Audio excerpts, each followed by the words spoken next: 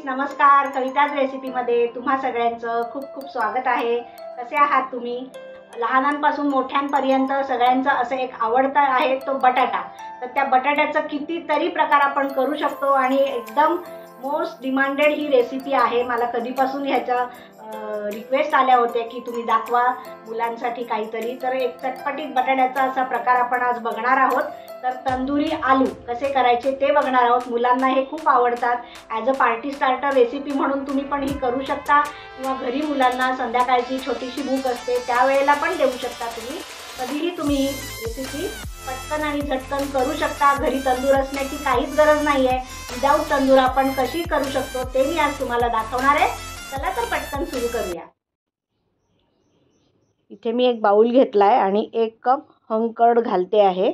त्याच्यामध्ये आलं लसणाची पेस्ट घालायची, 1 टेबलस्पून काश्मीरी लाल मिरच्या मी रात्रभर भिजत ठेवल्या होत्या आणि त्याची पेस्ट करून घेतली आहे. कसुरी मेथी घातली आहे 1 टेबलस्पून, 2.5 टेबलस्पून बेसन घातलेलं आहे थोडंसं बाइंडिंगसाठी, आणि बेडगी मिरची पावडर 1 टेबलस्पून, चवीला मीठ, आणि त्याच्यानंतर व्हेजिटेबल ऑइल 1 टेबलस्पून घेतलेलं आहे. आणि आता हे सगळं खूप छान मिक्स करायचं आहे.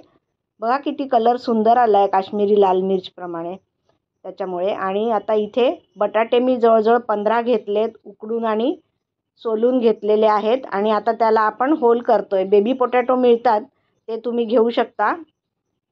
आणि असे याला होल करून ठेवायचे की मसाले आतमध्ये सगळे ॲब्सॉर्ब केले पाहिजे. आणि आता हे जे मॅरिनेशन आहे दह्याचं बनवलेलं त्याच्यामध्ये आपण हे बटाटे छान कोट करून घेऊया की जेणेकरून आतमध्ये सगळा मसाला आतपर्यंत शिरेल. म्हणूनच आपण त्याला टूथपिकनी टोचून घेतलेला आहे. बटाट्यांना छानपैकी मिक्स करून घेतलं आहे मी. आणि आता हे आपण ठेवून द्यायचं आहे 20 मिनटासाठी, झाकून ठेवायचं आहे.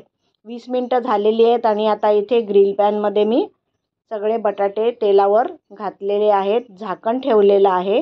आणि 2 मिनिटांनी आपण बटाटे फ्लिप ओव्हर करणार आहोत. तुम्ही इथे स्क्यूअर असतील तुमच्याकडे तर डायरेक्ट स्क्यूअरमध्ये बटाटे घालून तुम्ही एका रॅकवर ठेवून पण करू शकता.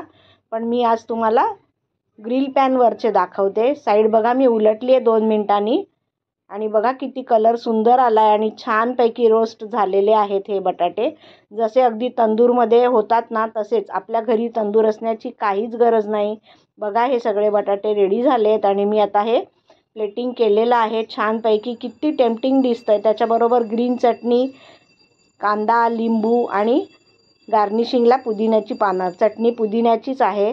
तर ही तंदुरी आलूची रेसिपी जर तुम्हाला आवडली असेल तर नक्की ट्राय करा. माझ्या चॅनलला सबस्क्राईब करायला विसरू नका. बेल आयकॉनवर पण प्रेस करा. कमेंट बॉक्समध्ये तुमच्या प्रतिक्रिया नक्की जरूर कळवा. आणि अजून कुठली रेसिपी तुम्हाला माझ्या चॅनलवर बघायला आवडेल ते सुद्धा तुम्ही मला कमेंट बॉक्समध्ये सांगू शकता. चला तर पुन्हा येते एक छान रेसिपी घेऊन. तोपर्यंत छान खात राहा. बाय.